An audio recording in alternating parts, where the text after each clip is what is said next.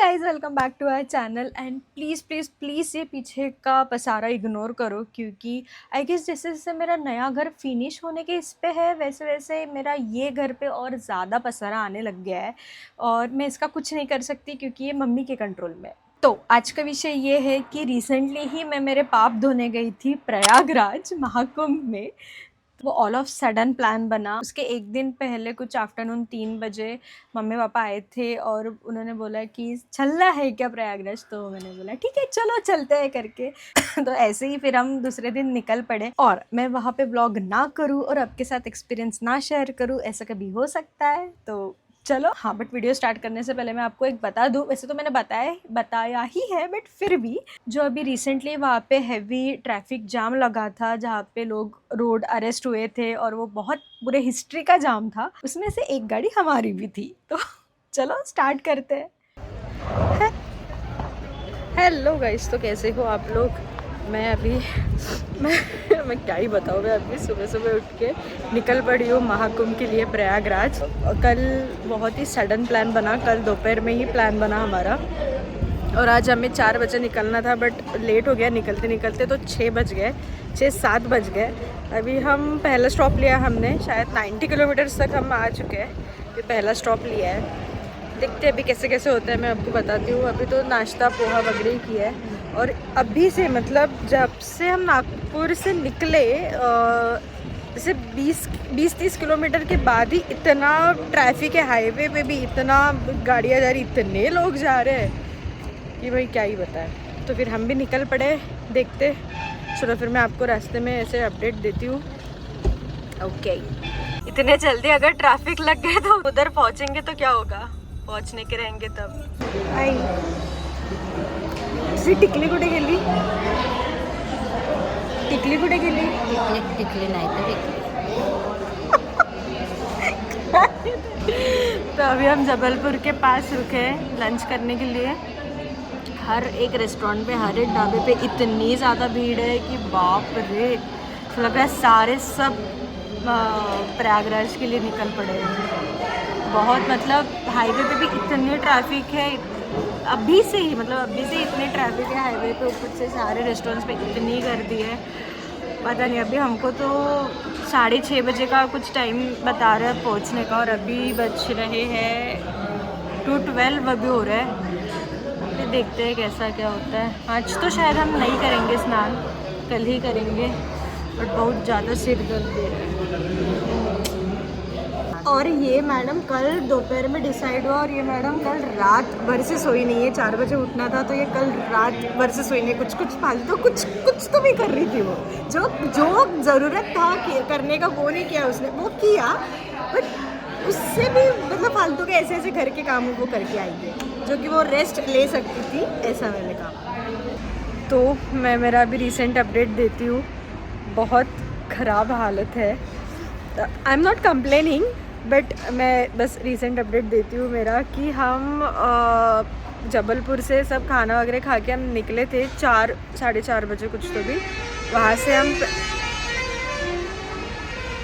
मैं अभी हाईवे पे इसलिए सारा आवाज़ आ रहा है। तो वहाँ से हम डायरेक्ट पहले प्रयागराज के लिए जा रहे थे, प्लान वही था बट रास्ते में इतना ज़्यादा ट्रैफिक लगा कि 6 बजे हमने देखा था कि वहाँ से मैयर कुछ 60 किलोमीटर पे ही था बट हमें पहुँचने के लिए 11:30 बज गए। तो फिर अभी हमने मैयर पे ही स्टॉप लिया है।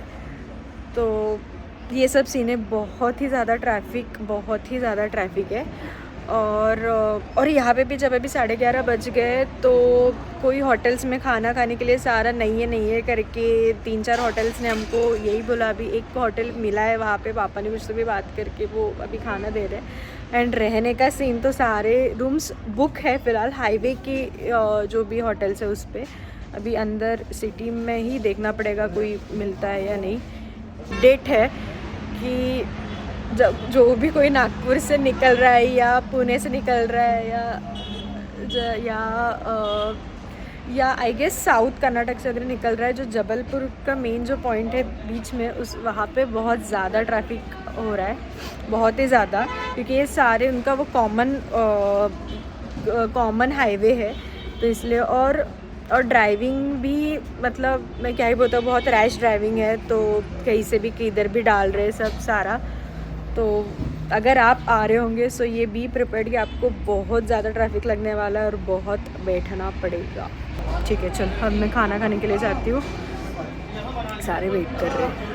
और मेरी हालत, मेरी शक्ल से आपको दिख रहा होगा कि मेरी हालत भी बहुत पूरी डाउन हो चुकी है फ़िलहाल तो भी। सो या हम 6 बजे से कार में बैठे हैं, सुबह 6 साढ़े 6 से कार में बैठे हैं, और अभी तक और एक्चुअली नागपुर से प्रयागराज कुछ 13 आवर्स में ही आ रहा था, बट अभी 13 के ऊपर हो चुका है, तो आप समझ जाओ। और अभी भी हम मैयर पे ही, और हमारा 200-300 किलोमीटर जाना बाकी है। और ये सारा ट्रैफिक जो लगा था, ये सारा ट्रैफिक जम जो लगा था, वो खाली टोल टैक्स के वजह से ही लगा था, मेजरली टोल टैक्स की वजह से ही लगा था, क्योंकि वहाँ पे व्हीकल सारे रुकने की वजह से यहाँ पे लेट हो रहा था। और हमें ये भी पता चला था कि कोई व्हीकल्स के इसमें फास्टैग का रिचार्ज ही नहीं था, तो वहाँ पे एक तो रिचार्ज करने के बाद आपको एटलीस्ट वो रिफ्लेक्ट होने के लिए 15 से 20 मिनट रुकना पड़ता है। उस वजह से इतना ज़्यादा ट्रैफिक लग गया था यहाँ पे कि वो, और ऊपर से वीकेंड और ये ट्रैफिक। उसके बाद हमने मैहर के सारे होटल्स चेक किए, एक भी होटल्स में एक भी रूम अवेलेबल नहीं थी।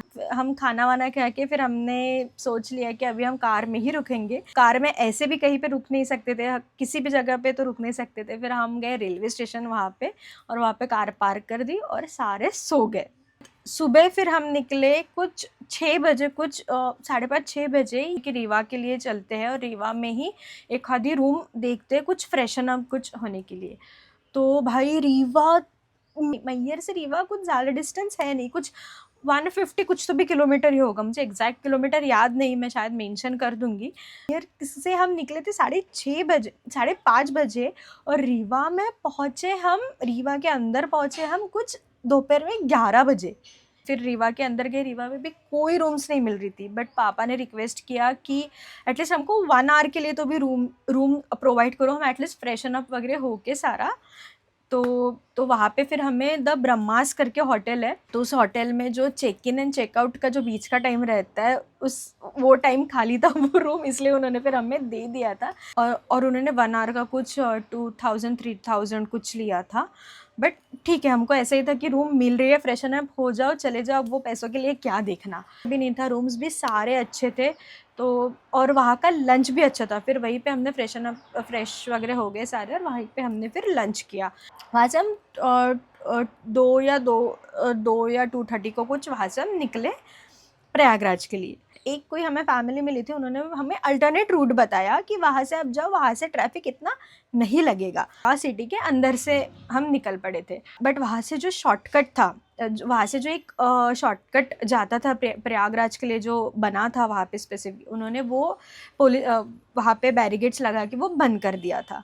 हमने फिर से दूसरा अल्टरनेट रोड ढूंढा कैसे कैसे, और हम निकल पड़े। कुछ गाँव से हम निकले और हम फिर से आ गए हाईवे पे, वो कुछ घाट एरिया था, वहाँ से हम फिर से ट्रैफिक में अटके। मतलब भाई उस दिन जो भी अल्टरनेट रूट्स थे, चारों तरफ से ट्रैफिक था। तो मुझे याद है हम 6-6:30 बजे कुछ वो घाट एरिया पे आए, और वहाँ से बस खाली 150 किलोमीटर्स का डिफरेंस था प्रयागराज, बस खाली 150 या 160 कुछ तो भी डिफरेंस था। हम 6:30 बजे से ट्रैफिक में अटके, और हमने यूपी बॉर्डर कुछ 1 बजे क्रॉस किया, रात के 1 बजे क्रॉस किया। इतना भयंकर ट्रैफिक था वहाँ पे, तो सारे रोड पे ही एक साइड पे रोड पे ही सारे कार खड़े करके सारे सो रहे थे, क्योंकि वहाँ पे रूम्स मिलना तो पॉसिबल ही नहीं। फिर हम भी 3 बजे कुछ पेट्रोल पंप के पास हमने कार खड़ी कर दी हमारी, और वहाँ पे हम सारे सो गए। वहाँ से 6-6:30 बजे फिर से 6-6:30 बजे फिर पापा को किसी ने बताया कि जल्दी चलो करके, अभी आने दे रहे सारे व्हीकल को, नहीं तो वहाँ से 60 किलोमीटर था अभी भी प्रयागराज, तो अब जल्दी से चलो, मतलब जल्दी से गाड़ी निकालो, नहीं तो यहीं पे गाड़ी खड़ी करनी पड़ेगी और यहाँ से जाना। उसी हड़बड़ी में हम 6 बजे कुछ फ्रेशन अप नहीं हुए, कुछ नहीं हुए, बस खाली ब्रश, रास्ते रोड पे ही हमने ब्रश किया, क्योंकि सारे कर रहे थे यार, तो रोड पे भी ब्रश किया। हम फिर से निकल पड़े प्रयागराज।